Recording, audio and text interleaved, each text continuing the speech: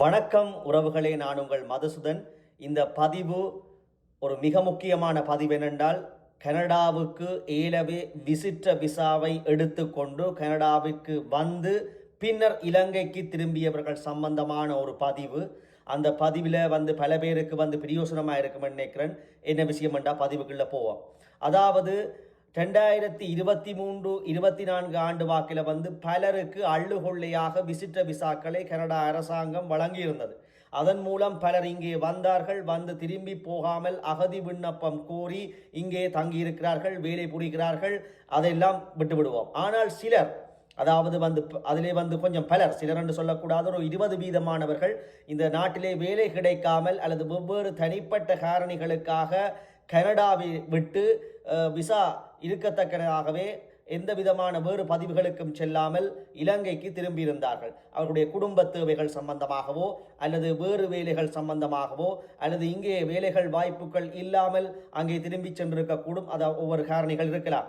அவர்கள் இப்பொழுது ஒரு 6 மாதத்துக்கு பிறகோ அல்லது ஒரு வருடத்துக்கு பிறகு இந்த 2025 அல்லது மீண்டும் இன்னும் ஒரு முறை கனடாவுக்குள் வருகின்ற போது அங்கே வர துணிகின்றவர்களுக்கு பல இடர்பாடான நிகழ்வுகள் கட்டுநாயக்கா ஏர்போர்ட்டில், இலங்கை பண்டாரநாயக்கா சர்வதேச விமான நிலையத்திலும் ஏற்படுவதாகவும் அல்லது வெவ்வேறு ரான்சிட் நடக்கிற இடங்களிலேயும் பல்வேறு இடர்பாடுகள் விசாரணைகள் நடப்பதாகவும் பல நண்பர்கள் வெவ்வேறு தகவல்களூடாக அறிய கிடைக்கின்றது.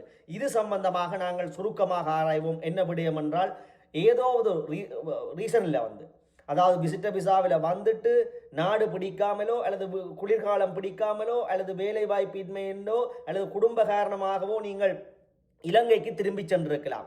இப்பொழுது ஒரு ஆசை வரலாம், மீண்டும் கனடாவிற்கு குடியேறலாம் அல்லது விசிட் பண்ணி பார்க்க வேண்டும் என்று அல்லது வெவ்வேறு நிகழ்வுகளில் பங்கு பெற்ற வேண்டும் என்று நீங்கள் நினைக்கின்ற பொழுது சிலருக்கு அங்கே டிக்கெட்டை போட்டுக்கொண்டு ஏர்போர்ட்டுக்கு போகின்ற பொழுதாம் அங்கே இலங்கை ஏர்போர்ட்டிலே சொல்கின்றார்கள், உங்களுடைய விசா ரிவ்யூஸ் ஆகிவிட்டது, அது கேன்சல் ஆகிவிட்டது என்று சொல்கின்றார்கள். திருப்பி அனுப்பப்படுவதாக சில நம்பிக்கையான நபர்கள் சொல்லி அறிந்திருக்கிறோம். அதைவிட இலங்கையிலே கிளியர் பண்ணி நீங்கள் போகின்ற பொழுது, இப்போ துபாயோ அல்லது கட்டாரோ எங்கேயாவது ஒரு மத்திய கிழக்கு நாட்டிலே ஒரு ரான்சிட் பெறுகின்ற பொழுது அல்லது மேற்கத்திய நாடுகளில் ரான்சிட் பெறுகின்ற பொழுது அங்கே வைத்து சொல்கின்றார்களாம், இந்த விசா உங்களுக்கு கேன்சல் ஆகிவிட்டது, இது செல்லுபடியாகாத விசா, நீங்கள் திரும்பி போக வேண்டும் என்று திருப்பி அனுப்புகிறார்களாம். இது பல பயணிகளுக்கு சிரமத்தை ஏற்படுத்துகின்றது.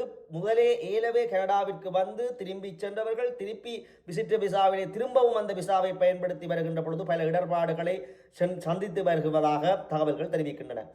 இதன் போது என்ன விஷயத்தை நீங்கள் பின்பற்ற வேண்டும் என்றால், ஒரு விழிப்புணர்வு பதிவு. இந்த விசா உங்களுக்கு 10 வருஷம் அதில் குத்தப்பட்டிருக்கு.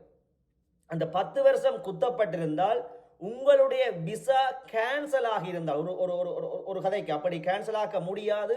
ஒரு கதைக்கு ஏதாவது ஒரு விசா ஆஃபீஸர் அல்லது ஒரு கொள்கையின் ஒரு கிடின் அஜெண்டா கொள்கையின் மூலம் பலருடைய விசாக்களை ஆன்லைனில் அவர்களே கேன்சல் ஆக்கி வைத்திருந்தால் அது உங்களால் பார்க்க முடியாது அந்த விசா. ஏனென்றால் விசாவில் கேன்சல் என்று குத்துப்பட்டிருக்க போவதில்லை. நீங்கள் ஏர்போர்ட்டுக்கு போகின்ற பொழுது அவர்கள் சொல்கிறார்கள் என்றால் நீங்கள் அதற்குரிய ஆவணங்களை கேட்க வேண்டும்.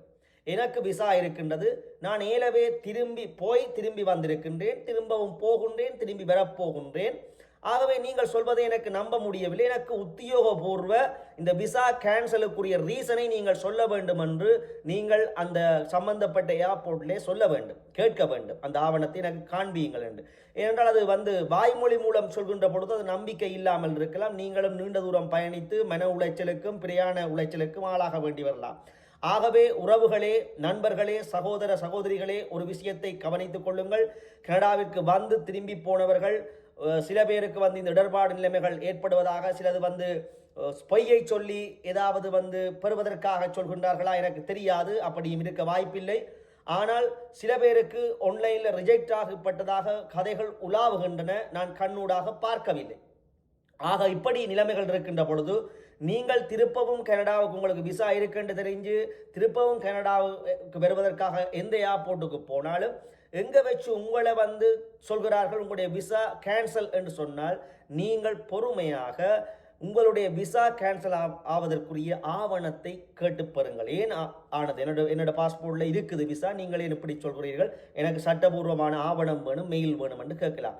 அல்லது நீங்கள் உங்களுக்கு போவதற்கு இப்படி போய் அலக்கழிப்பதற்கு பிரச்சனை என்றால் நீங்கள் இலங்கையிலிருந்தே கனடா உயர்ஸ்தானிகர் ஆலயத்தோடு இமெயில் மூலம் தொடர்பு கொண்டு உங்களுடைய விசாக்களை சமர்ப்பித்து, அதாவது நான் முன்னரும் போய் வந்திருக்கிறேன், இப்பொழுது இந்த நிகழ்வுக்காக நான் போக இருக்கின்றேன், அந்த நிகழ்வு இம்பார்ட்டன்ட் ஆனது என்ற இன்விடேஷன் லெட்டரோட நீங்கள் இமெயில் பண்ணியோ என்னவோ ஃபேக்ஸோ இமெயிலோ பண்ணி அவர்களோடு தொடர்பை ஏற்படுத்தி என்னுடைய விசா கேன்சல் இல்லையா என்பதை உறுதிப்படுத்தி கொண்டு பிரயாணிக்கலாம், முன்கூட்டிய ஒரு ஒழுங்குமுறையாக. அல்லது இப்படியெல்லாம் தேவையில்லையே, நான் போய் நானாகவே என்னிடம் விசா இருக்கிறது நான் நம்புகின்றேன், ஏன் நானாக போய் கேட்க வேண்டும் விசா இருக்கிறதா இல்லையா என்று நினைப்பவர்கள் நீங்களாகவே வெளியிட்டு ஏர்போர்ட்டுக்கு போகலாம். அங்கே மறித்தால் நீங்கள் பொறுமையாக கேட்கலாம், எங்கே எனக்கு இங்கே பாஸ்போர்ட்டில் விசா இருக்கின்றது, எங்கே நீங்கள் விசா இல்லை என்று சொல்கின்றீர்கள், அதற்குரிய ஆவணத்தை தருமாறு நீங்கள் கேட்டு பெற்றுக்கொள்ளலாம். இதுதான் மிக முக்கியமான விஷயம். ஒரு விழிப்புணர்வு பதிவுக்காக இதை நான் போடுகின்றேன். ஏனென்றால் பலர் பதகளிப்பட்டிருக்கிறார்கள் ஏர்போர்ட்ல என்று அறிய கிடைக்கின்றது. பலர் வருவதற்கு பயப்படுகின்றார்கள், இதாவது நடந்து விடுமோ என்று. பலர் வந்து நினைக்கின்றார்கள் தன்னுடைய விசா ஆன்லைனிலேயே கேன்சல் ஆகிவிட்டதா என்று சந்தேகப்படுகிறார்கள். அப்படி சந்தேகம் இருப்பவர்கள், வந்து அலக்கழியக்கூடாது நினைப்பவர்கள், அந்த ஏர்போர்ட்டை எதிர்கொள்ள முடியார்கள் என்று நினைப்பவர்கள் வந்து நீங்கள் என்ன செய்ய வேண்டும் என்றால் எம்பசியோடு தொடர்பு கொள்ளலாம். அது VFSL எம்பசியோடு தொடர்பு கொள்ளலாம். இமெயில் இருக்கின்றது, வெப்சைட்டில் போய் பார்த்து நீங்கள் ஃபோன் நம்பரும் எடுத்துக்கொள்ளலாம்.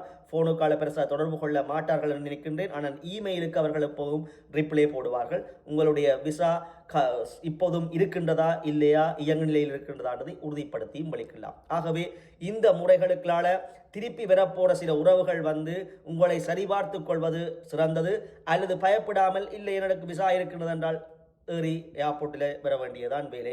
சில பேர் பயமுறுத்துவதற்காக கூட அப்படி சொல்லலாம், உங்களுடைய நிலைப்பாட்டை பார்ப்பதற்காக, இது பொய் விசாவா இல்லையாண்டு நிலைப்பாட்டை பார்ப்பதற்காக. ஆகவே ஒன்றுக்கும் பயப்பட தேவையில்லை. ஒரிஜினல் விசா வைத்திருக்கிறவர்கள் பயப்படாமல் நீங்கள் உங்களுடைய சட்ட ஆவணங்களை சமர்ப்பித்து மீண்டும் கனடாவிற்கு புறப்பட்டு வரலாம். கனடா எப்போதுமே வரவேற்க தயாராக இருக்கின்றது. மீண்டும் ஒரு பதிவினூடாக சந்திப்போம். நன்றி, வணக்கம்.